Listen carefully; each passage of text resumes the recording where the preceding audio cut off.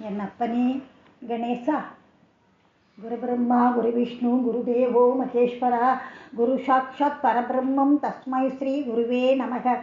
காஞ்சி வாச வித்மகே சாந்தஸ்வரூபய தீமகி தன்னோ சந்திரசேகரேந்திர பிரச்சோதயாத்.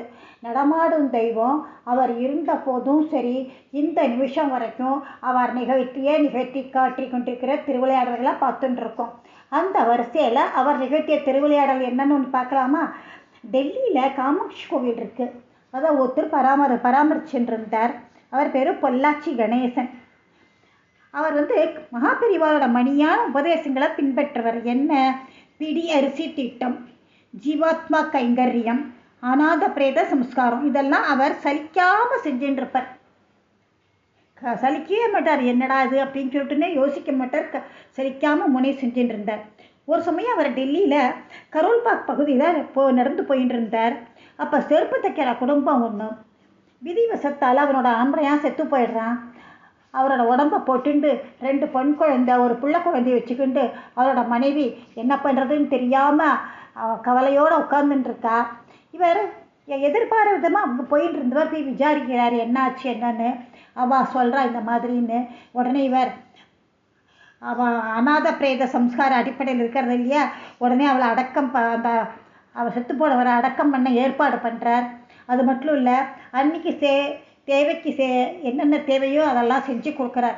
அத்தோட மட்டும் நிறுத்தலை. அந்த பிடி அரிசி திட்டத்து மூலம் தான் சேகரிச்சுட்டு இருக்கிற கோதுமை மாவு, நார்த்துங்கிற தொட்டு கோதுமை மாவு தான் கிடைக்கிறது. அதை மாதம் அந்த குடும்பத்துக்கு கொடுக்குறார். அது மட்டும் அத்தோட நிறுத்தலை. பக்கத்தில் இருக்கிற வீடுகளில் சொல்லி அவளுக்கு வீட்டு வேலை செய்ய வேலையும் வாங்கி கொடுக்குறார். நல்லபடியாக ஓடின்னு இருக்கு. வருஷங்கள் ஓடி போயின்னு இருக்கு. அந்த பொண்கள் 2க்கும் அந்த செருப்பு தைக்கிற பொண்கள் 2க்கு கல்யாணம் பண்ணிட்டா. பிள்ளையும் படித்து ஒரு வேலைக்கு போயிட்டான்.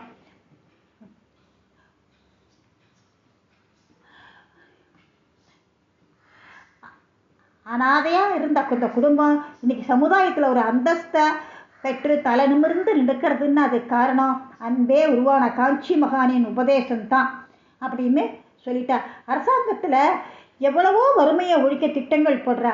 ஆனால் எதுவுமே முழுசாக பலன் அடையலை. எந்தவித ஆடம்பரமும் ஆர்ப்பாட்டமும் இல்லாமல் நடமாடும் தெய்வம் மகாபெரிவா போட்ட இந்த பிடியரிசி திட்டம் தால எத்தனையோ பேர் பலன் அடைஞ்சுட்டு இருக்கா. அவன் புள்ள வேலைக்கு போயிட்டான் இல்லையா, முதல் மாதம் சம்பளம் வாங்கினான். அப்போ வாங்கின உடனே பொள்ளாச்சி கண்ணங்கிட்ட நேராக போகிறா. தன்னோட நன்றியை சொல்லிக்கிறா.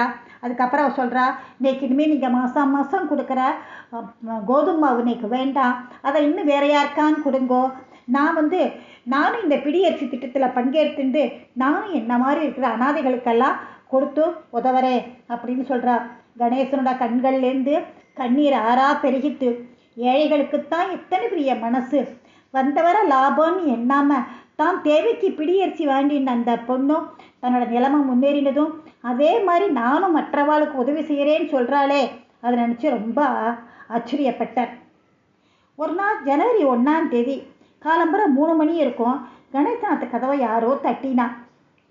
வந்தவா தங்களோட உறவினர் ஒருத்தர் திடீர்னு காலம் ஆயிட்டார். அவருக்கு உரியவா சென்னையில் இருக்கா, ஹாஸ்பிட்டல்லேருந்து உடம்பை சென்னைக்கு அனுப்ப உதவணும் அப்படிங்கிறார். குருபக்தியில் போய்த்த கணேசன் புது வருஷம் கூட பார்க்கல.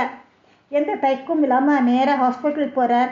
பார்த்து ஏற்பாடு பண்ணுறார். அதை பதப்படுத்துறதுக்கு ஏற்பாடு பண்ணுறார். அதுக்கப்புறம் விமானத்தில் அனுப்புறதுக்கும் ஏற்பாடு பண்ணிட்டார். ஆஸ்பத்திரி வாசலில் வரார். அப்போ ஒரு வாசல் நிற்கிற ஒரு அம்பாசிடர் டாக்ஸியோட ஒருத்தர் நிற்கிறார். ஏதாவது சங்கடமா, உதவி வேணுமா அப்படின்னு வழியை கேட்குறாரு. கணேசனுக்கு ஒரே ஆச்சரியம், என்ன இது அப்படின்னு சொல்லிட்டுன்னு.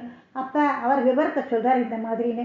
அதுக்கு அவர் சொல்கிறார், என்னோட தொழிலே அதுதான், செத்து போன உடம்பை பார்சல் பண்ணுறது தான். அவளுக்கு விமானத்தில் அனுப்ப போலீஸ் சர்டிஃபிகேட் வேணும், அதை மட்டும் வாங்கி கொடுங்கோ அப்படின்னு சொல்லிட்டு அவரை அழைச்சிக்கிட்டு நேராக போகிறார். அவள் சொல்லிட்டா, இயற்கையாக செத்து போனவாளுக்கு எந்த சர்டிஃபிகேட் வேண்டான்னு சொல்லிட்டு இருந்தாலும் பேப்பரில் எழுதி கையெழுத்து போட்டு கொடுக்குறா. அப்போ அதுக்கப்புறமா என்ன, அந்த டாக்ஸி ஓட்டுநர் தெரிஞ்சோ மூலமாக ஒரு சவப்பெட்டி வாங்கி அதில் உடம்பை பேக் பண்ணி தன்னோட வண்டியிலேயே விமான நிலையத்துக்கு போய் அங்கேருந்து அனுப்பி கொடுக்குறார். அதுக்கப்புறம் தான் கணேசனுக்கு மன நிம்மதி கிடச்சிது. சரி, இவருக்கு ஏதாவது நம்ம ஹெல்ப் பண்ணணும் அப்படின்னு சொல்லிட்டு ஒரு 2000 பைசாவை கொடுக்குறார், காசு கொடுக்குறார். எனக்கு அதை வேண்டாம் அப்படின்னு சொல்லிட்டு ஒரு சமயம் அந்த டாக்ஸி ஓட்டுநருக்கு உடம்பு சரியில்லை, அவர் ஹாஸ்பிட்டலில் இருந்தார். அப்போ அனாதையான என்னை பார்க்க யாருமே வரது கிடையாது அப்படின்னு ரொம்ப வருத்தமாக இருந்திருக்கார்.